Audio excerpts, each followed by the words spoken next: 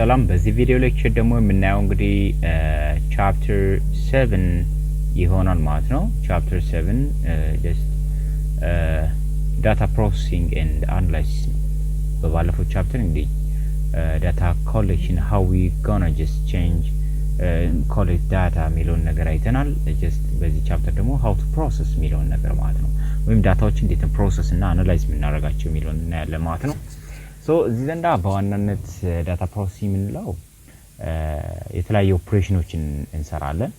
ሜቢ ኤዲቲንግ ሊሆን ይችላል። እነዚህ ማስተካከል ያለን መረጃ የሰበሰብነው መረጃዎች ማስተካከል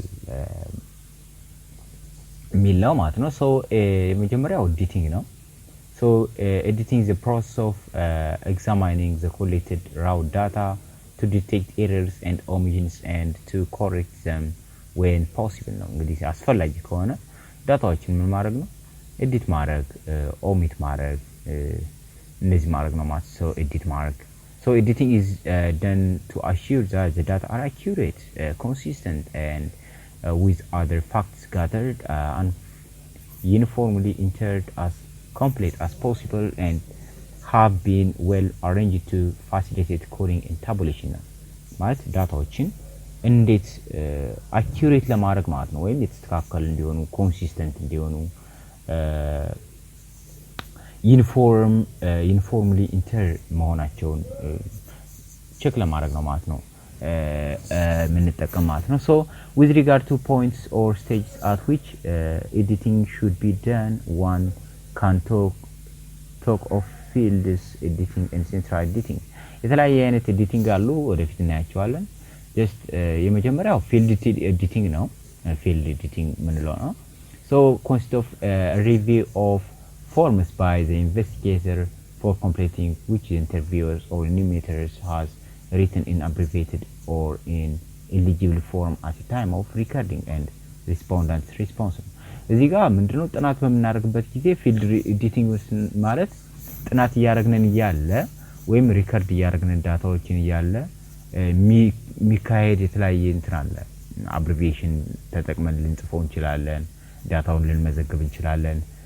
ሜቢ ሪስፖንዳንት ጋር የተለያየ ሪስፖንስ ይመጣልን፣ የሆነ ትንሽ ኤረሮች ሊኖሩ ስለሚችሉ እነዛን የማስተካከል ፊልድ ኤዲቲንግ ነው ማለት ፊልዱ ላይ የተካሄደ ፕሮብለምን ኤዲት ማድረግ እንደማለት ነው ማለት ነው። so these types of editing should be done as soon as possible after the interview, preferable on the very day of the next day ነው።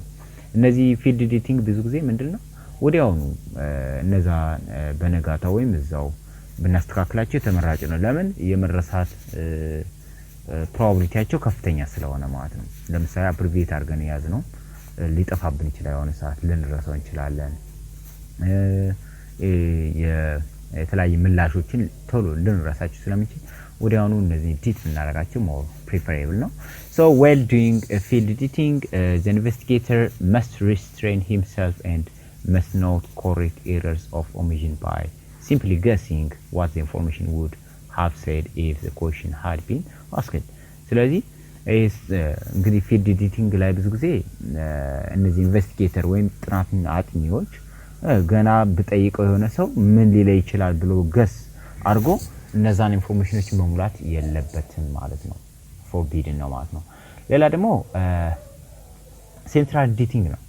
ሁለተኛ ደረጃ የምናየው ሴንትራል ኤዲቲንግ should take place when all form of questionnaires have been completed and returned to the office ነው።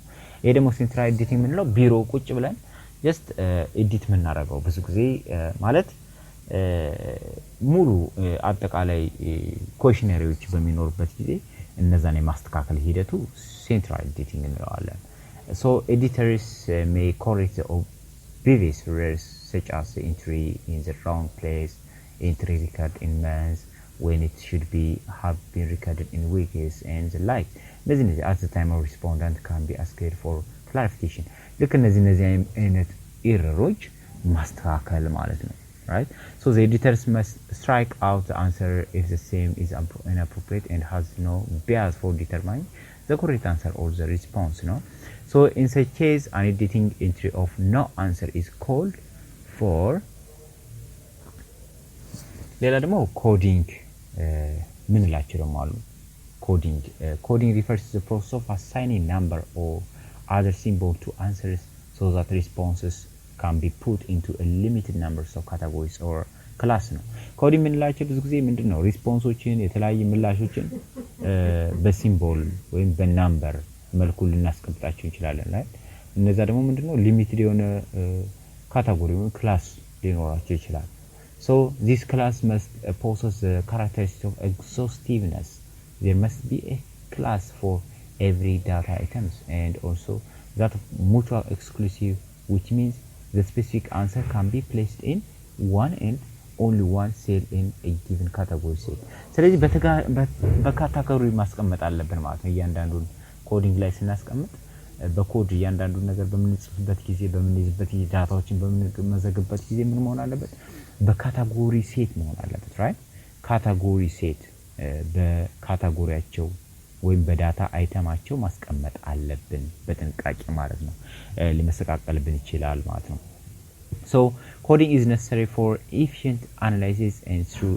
it several replies may be reduced to a small number of classes which contains the critical information required for analysis እንግዲህ ኮዲንግ ምንላች በጣም አስፈላጊ በጣም ወሳኝ ነገሮች ናቸው ግን ጥንቃቄ በጣም ያስፈልጋቸዋል ማለት ነው right so coding decisions should usually be taken at the decision stage of the questionnaire no in case of hand coding it's possible to code on the margins of the questionnaires with colored pencil or to transcribe the data from the questionnaire to a coding sheet right coding license ሰራ ማለት በኮድ ስንመዘግብ ብዙዎችን ምንድነው questionnaire ለምሳሌ ከሆነ በወረቀታችን ጫፍ ላይ በከለር የሆነ ፔን ልንመዘግብ እንችላለን just ግን ያ ጥንቃቄ መደረግ አለበት የሚለውን ለማሳየት ነው so classifications right classification is the process of arranging data in a group or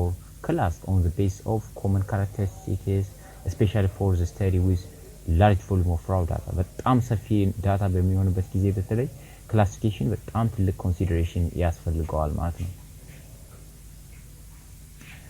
so data have common characteristics are placed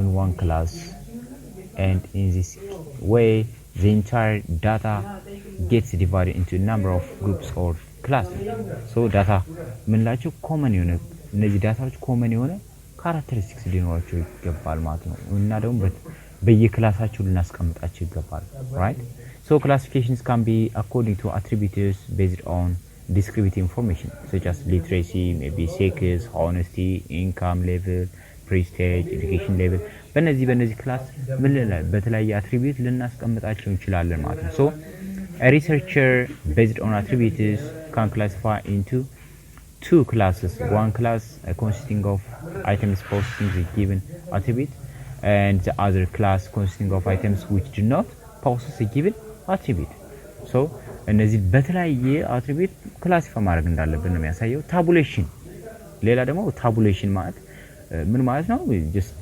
table እንደማለት ነው በቴብል መልኩ ማስቀመጥ እንደማለት ተፈልጓል so tabulation when a mass of data has been just assembled it becomes necessary for researcher to arrange the same in some kind of concise and logical order so this procedure is referred to as tabulation ስለዚህ assemble ማድረግ አለብን የተለያየ mass of data በሚኖርበት ጊዜ ምን ማድረግ አለብን ዳታውን you have to assemble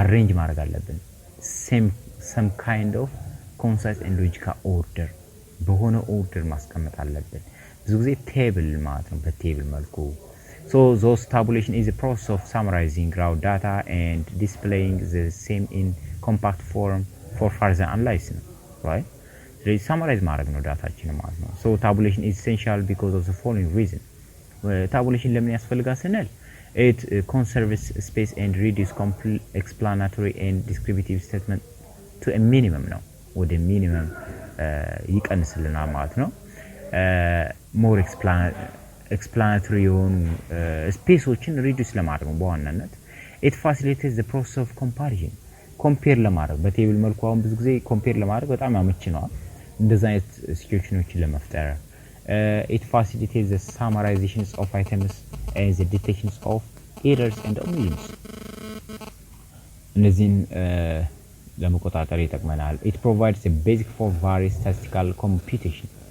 የተለያዩ computation ለመስራት statistical computationዎችን it's very important ማለት ነው. So the term analysis refers to the computations of certain measures along with searching for እንግዲህ ዳታ አናላይሲስ ነው እዚህ ጋር ይቅርታ ዳታ አናላይሲስ ዳታ እንዴት ነው አናላይዝ መናረግ የሚለውን ስናይ the term analysis refers to the computations of certain measures along with searching for patterns of relationship that exist among data groups ነው የሚገኝን ዳታ ግሩፕ ምን ኮምፒውት ማድረግ ሜዠር ማድረግ ማለት ነው right የሆነ pattern of relation ምን ማድረግ ፋይንድ ማድረግ ሰርች ማድረግ ማለት ነው ዳታ አናላይሲስ የዳታዎች ጥናት በደንብ So analysis involves estimating the value of unknown parameters of the population and testing of hypotheses for drawing inference ነው right እነዚህ የማይታወቁ ቫልዩዎች ራሱ ምን ልናደርግ እንችላለን ኤስቲሜት እናደርጋለን ማለት ነው right እንገምታለን በአናላይሲስ ዳታ አናላይሲስ ማለት ነው So analysis can be categorized as descriptive analysis inferential or statistical analysis econometric analysis ብለን maybe analysis ልንከፍል እንችላለን ማለት ነው So descriptive analysis ከስሙ እንደሚገልጸው ምንድነው study distributions of one variable and the character location spread shape describe distribution እነዚህን ይገልጽልናል ማለት ነው just maybe frequency descriptive analysis ላይ frequency measure of central tendency እነዚህ ሊገልጽልን ይችላል so chapter 7 በዚሁ አጠናቀቅን ማለት ነው just የሁሉም ጥያቄያችን እንደምጠይቀው ላይክ ሰብስክራይብ ሼር በማድረግ ይህን ቻናል ሰፖርት ብታረጉ ተመራጭ ነው የሚለውን እናሳውቃለን